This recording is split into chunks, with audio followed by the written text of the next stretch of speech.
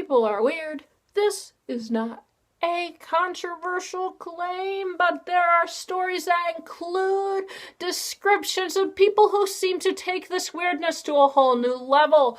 There are social outcasts, paranoids, perverts, religious fanatics, and pyramid schemers.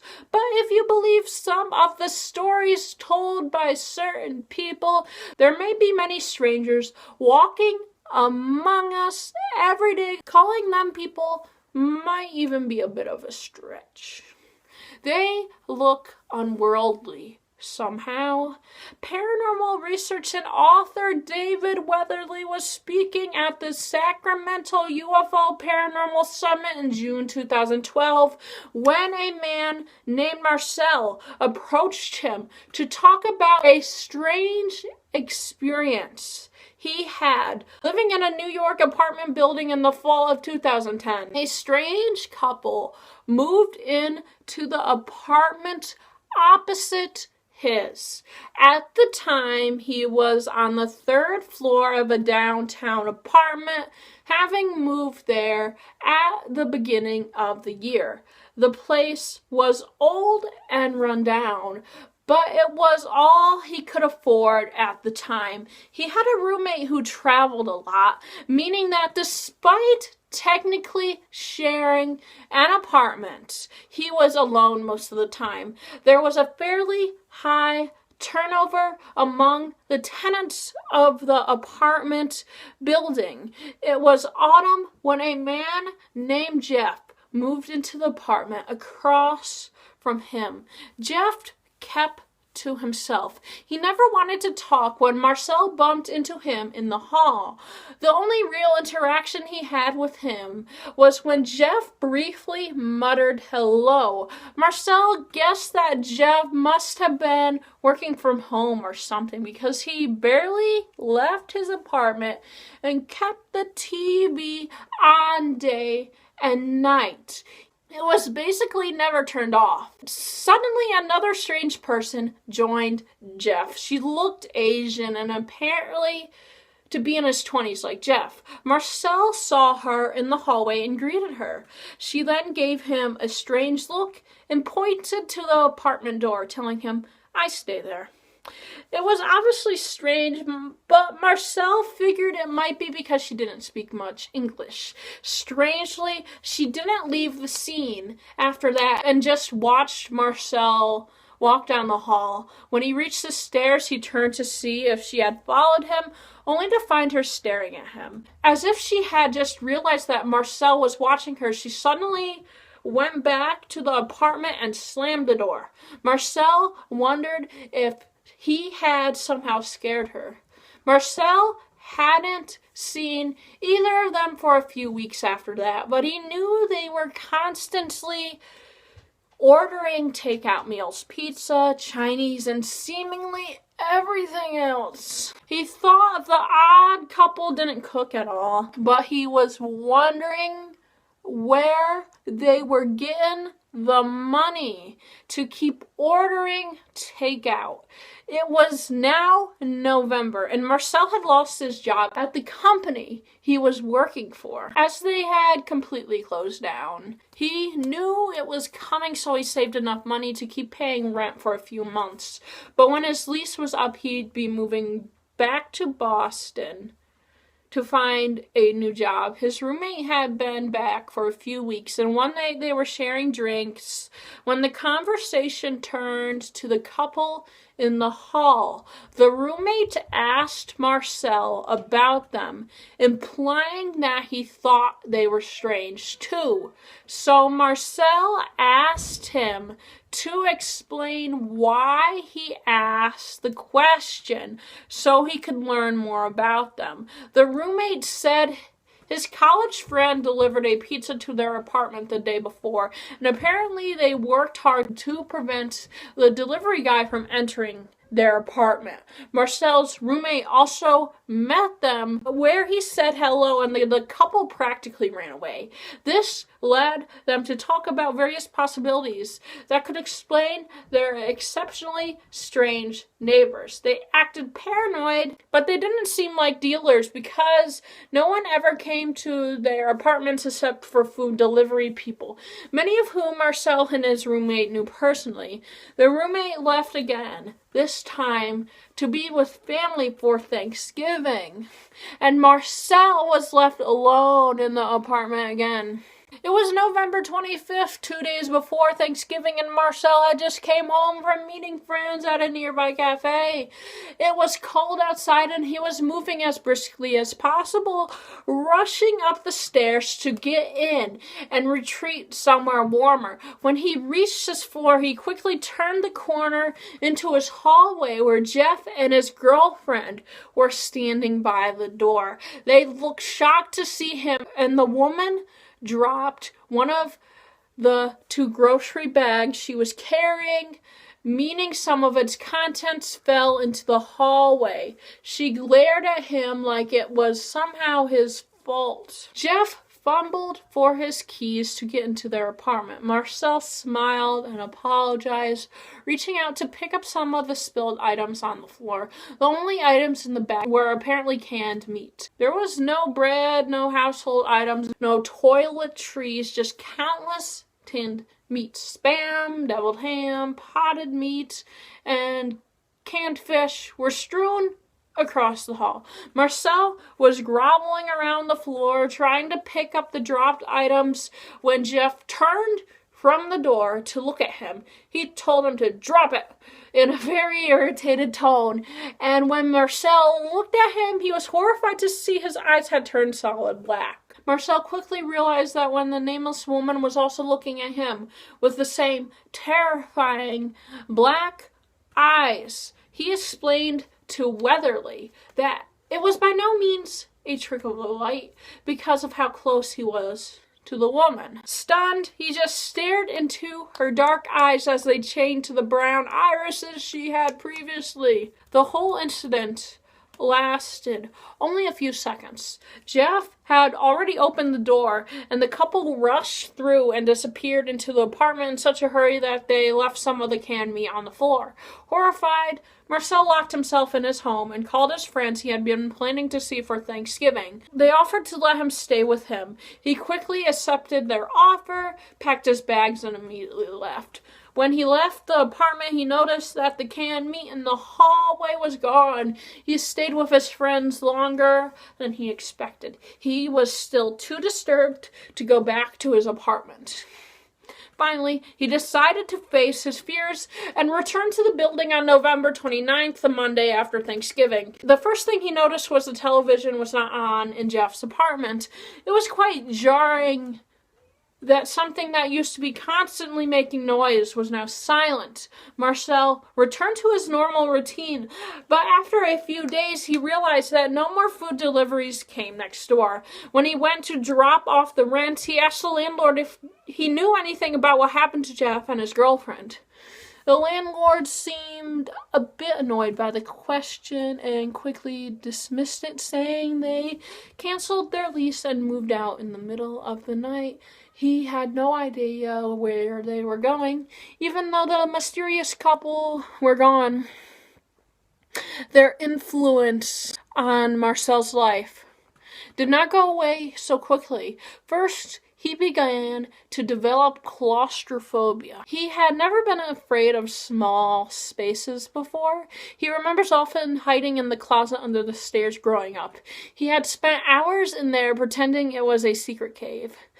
But now he found himself not only claustrophobic, but panicked after being in a closed space for a while. However, this was not the only impact on his life. He became reluctantly vegetarian. He used to have a fairly heavy meat diet, but after meeting the couple, he found he couldn't stomach anymore. In fact, he ate some chicken shortly after the encounter, falling into the black-eyed gaze of the diabolical duo, he suffered a severe illness that tormented him throughout the holidays. At first, he blamed it on a case of food poisoning, and for the rest of the holiday, he hardly ate anything because he kept throwing up. Eventually, he started to feel normal, but it didn't last, and his illness returned as soon as he ate sausage and eggs for breakfast one morning. He was sick for the rest of the day after that, so he went to the doctor to see if they could diagnose a problem, which they were unable to do so. He tried to carry on as normal, but kept getting sick. Instead of not eating until the sickness was over, his friend suggested he add one food to his diet each day until he identified what was making him sick. He added toast, then bananas, and finally chicken, which quickly triggered a vomiting episode. Since then, he's been forced to become a vegetarian because any meat seems to make him immediately sick. Marcel says he didn't believe the pair are human. He thinks they were just hiding in a human body, and that their anger made them temporarily lose their guard and show him their black eyes. Can any New Yorkers tell me if this is considered abnormal for the city? This story was submitted to the Phantoms and Monsters website. In 2007, I was living in Los Angeles and had a paranormal group. We explored the Hollywood Forever Memorial Cemetery in Los Angeles. One of the group members told us about his experience with a black-eyed person.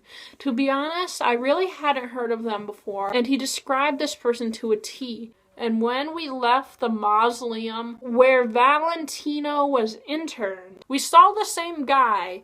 I have to say, it was the spookiest thing. He just stared at us and started to approach the car, and just like that, I saw black eyes. I had a sense of doom that I had to leave. It was a very scary experience. I still don't have an explanation. He was wearing the same clothes described by this person in our group. It was something I never want to experience again. David Weatherly was a guest that night, and he talked earlier about the feeling of doom. That's certainly how we felt. My girlfriend once had this little fight with her sister, and they couldn't get over it, so they went to talk to their mother about it. Well, her sister got really angry and started screaming, and as soon as she looked, she saw that her eyes were completely black. There was no white in them, and the mother was not turned in the direction where she would be able to see him. She shook her mother's shoulders and said, look at her eyes. And she said, now get out of here with your baby. When she was at the height of her anger, she saw this. It happened in Lebanon, Virginia. I was reading about these kids with black eyes when I realized I had met one myself. The year was around 2004, and I was living in New York City at the time. I think I was walking near Rockefeller Center. It was afternoon, and there were people around in broad daylight. I was lost in thought when suddenly a very tall man, who I remember wearing a gray suit, said, "Excuse me." I passed him with his back to me. As he was turning his face to me, he asked if I could fill out a questionnaire, and the form was immediately held up for me to see. My eyes looked directly at the form without seeing his face. The form asked for my name, phone number, address, and a few other questions that I didn't bother paying attention to because as soon as I saw the personal information, I wasn't interested. Turning around, I told him no thanks. When I saw that his eyes were completely black, not white at all, he asked me politely. I distinctively remember that he had clean and spotless shoes. He was of light-skinned mixed race and was probably over 6 feet tall, about 20 years old or younger. When I saw his eyes, my gut was like, oh, he must have some disease that made his eyes completely black. And for a moment, I felt sorry for the poor guy who had to do this work with his appearance. He didn't give off any dark vibes, probably because I could see others around me. That made me feel safe. But like most people in New York, he seemed sterile and emotionless. I never told anyone because I thought he had an illness and forgot about it over the years. When my baby was born, he was born with dark black eyes. My wife did not survive childbirth, and no one understood why she had passed. Now, he is completely a normal child, but 2 days later my mother passed, and 3 days later I heard something on the porch. I went out to look, and there were 3 people there. I couldn't tell if they were children, and I couldn't tell if they were black-eyed or not, but there were 3 people standing on my lawn. Since then, I'm freaked out by everything that knocks on my door or comes near me, and it is quite dramatic. I live in East Garfield, Chicago. Last Saturday, I went to the local grocery store. I went to my car, loaded 2 bags into the seat, and then got into the driver's seat. When I went to start the car, to my surprise, a young pale woman with long hair was sitting on the passenger side. The first thing I noticed was her jet black eyes. She looked me straight in the eyes and said, "I need help. Help me." She literally looked like The Walking Dead. I told her to but she insisted that I take her to the hospital. We weren't too far from the hospital, so I headed in that direction. We were about 2 blocks away and at a red light when she suddenly jumped out of the car, took a few steps, and disappeared. There's no sign of her. She didn't look like a ghost. She appeared solid. The next day, Sunday, my stomach was sick and my eyes were sore and red. I believe it had something to do with the black-eyed woman. I'm still not completely better and have been having horrible nightmares. This may be unrelated, but some of my family and friends have recently experienced unexplained activity in their homes, especially my brother. He lives a few blocks from me and swears there's a demon in his basement. He and his girlfriend don't go down there and plan to move soon. He also has horrible dreams. I wish I knew what was going on. I've been wanting to write a story for a long time, but I have never pulled the trigger yet. It's about a woman with black eyes. This happened a few weeks after my sister passed away in a car accident. For some unknown reason, I thought that this black-eyed woman was her spirit returning. I have read a few different stories on David Weatherly's blog from other people who have counted these creatures, but it was a little over 5 years ago, and I was sitting in the kitchen. Both of my parents were on vacation, and I was home alone. I invited one of my sister's friends over, and we talked about my sister. My sister was 17 when she passed away. While we were sitting there, I looked through a window and I saw a woman. She was right up to the window looking in. I will never forget what she looked like. Her skin was very pale and gray, and her eyes were black. Just looking at them seemed like an endless hole leading straight to hell. Her hair covered her face, and she just stood there looking at me. I have never felt such fear in my life, and with everything that happened, most people thought it was a hallucination. No matter what others think, I know what I saw, and especially what I felt. I have never dealt with this woman again, and I pray to God I never will. I'm just glad these people don't break into homes uninvited. I was standing in line at Walmart here in South Florida a few days ago. I was waiting to pay for my purchases. I don't usually look around at others in line, but I had a strange feeling and noticed a sickening smell of roses. I turned and looked at a short man dressed in black. I looked into his eyes. Completely black. He also had a grumpy look on his face. The hairs on my neck stood up. I got into my car and started to back up, but then I noticed the same guy standing next to my car looking at me. I almost hit another car in the process. He just looked at it with a grumpy face. I get sick thinking about it. The strange thing was that no one else seemed to notice him. It was the early 2000s, and John was living in a nice suburban home near Dayton, Ohio. The neighborhood had always been quiet. It was mostly inhabited by working class people who lived in affordable houses. Most of the houses on John Street had decent sized front yards, and although their residents generally kept to themselves, they engaged in friendly chats as they roamed their gardens or the neighborhood. John's front yard was big, and he felt he had to mow it. He would often casually talk to his neighbor while maintaining his lawn. They really had nothing in common because he owned a small plumbing business, and John's computer career didn't interest him. Despite this, John spoke to him regularly because he seemed to know everything about the neighborhood. John thought it was because of how nosy his wife seemed to be. About 5 houses down from John's house was an empty and seemingly abandoned house. Apparently, a realtor mentioned it to him when he was looking for a house in the neighborhood. The estate agent said that it had been sitting empty for a while and that it would be quite cheap to buy.